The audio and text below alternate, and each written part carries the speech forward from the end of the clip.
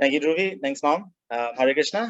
Today I was asked to speak a little bit about health. I think Dhruvi is talking about different kind of health. So I want to speak a little bit about health mentioned in the Bhagwad Gita, right? I would like to speak on health that many of us are unaware of. That is health of the soul. As we know, to neglect health of the body or the mind is not good, but to neglect the needs and the health of the soul causes us the greatest amount of pain and suffering. Before we can talk about the solution, we first need to understand what is the root cause of this disease of the soul. Identification of the body as a self is the root cause of our suffering. Our real identity is mentioned in the Bhagwad Gita in the second chapter. Avinashi tu dadvidi yena sarvamidam tatam vinasham avasya yasya na kaschit kartum arhati. Translation is, know that which pervades the entire body is indestructible. No one is able to destroy the imperishable soul. So here a few clues are given into our real identity. God is saying that consciousness that pervades the whole body is our real identity, and that we are imperishable. Now, as soon as this consciousness is over, the body is called a dead body. Now, what is this consciousness? This consciousness is a symptom of the soul. That is just like a light in a fire. There is a distribution of heat and light. Similarly, the spirit soul present in your body, the consciousness is spread all over your body. This is the fact. Now, knowing we are different from the body, what is our nature? In the Vedanta Sutra, it is said, Anandomaya Vyasat. The translation is, the soul is hankering after pleasure. So we are always looking for happiness, but we are looking for it in the wrong place or in the wrong way. The body and the mind are but superfluous outer coverings of the soul. The soul needs must be fulfilled. Simply by cleansing the cage of the bird, one does not satisfy the bird. One must actually know the needs of the bird himself. The Bhagavad Gita, Krishna further states, Yehi samsparsha yo jabogha dukha yonaya evate adyanta vanta konteya nateshu ramate buddha. Translation is, an intelligent person does not take part in the sources of misery, which are due to the contact with the material senses. O son of Kunti, such pleasures have a beginning and an end, and so the wise man does not delight in them. So when we identify with something temporary, like our bodies, which will have an expiring date, even though we are actually eternal, how can we actually know what we want and what will make us happy? Material sense pleasures are due to the contact of the material senses, which are all temporary because of the body itself is temporary. So what the soul wants is something of its own nature, something eternal and something spiritual. In the Chaitanya Charitamrita, it is said, Jivera Surupoi Krishna Nityadas. Translation, it is a living entity's constitutional position to be an eternal servant of God. Just like the constitutional position of salt is that it is salty, or that sugar is sweet, so in the same way, our eternal position as living entities is that we are servants of God. To make salt sweet or to make sugar salty is not possible. So to change our true identities is an illusion also. Our position is that we are servants.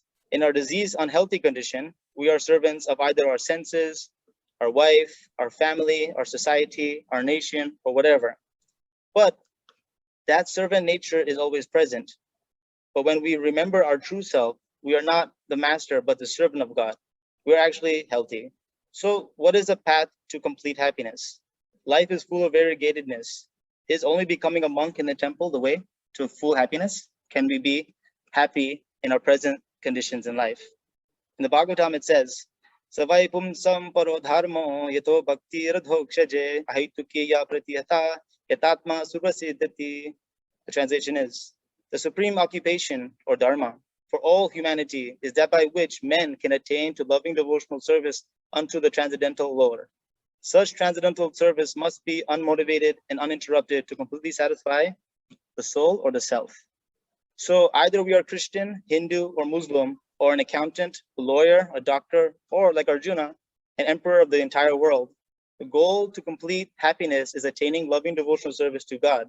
Everything in our life can be dovetailed in remembering and offering all that we are grateful for. Like Dhruvi is mentioning, everything we receive, we should become grateful. But if we are grateful towards God, it has a deeper meaning. Being an accountant might be difficult to remember God.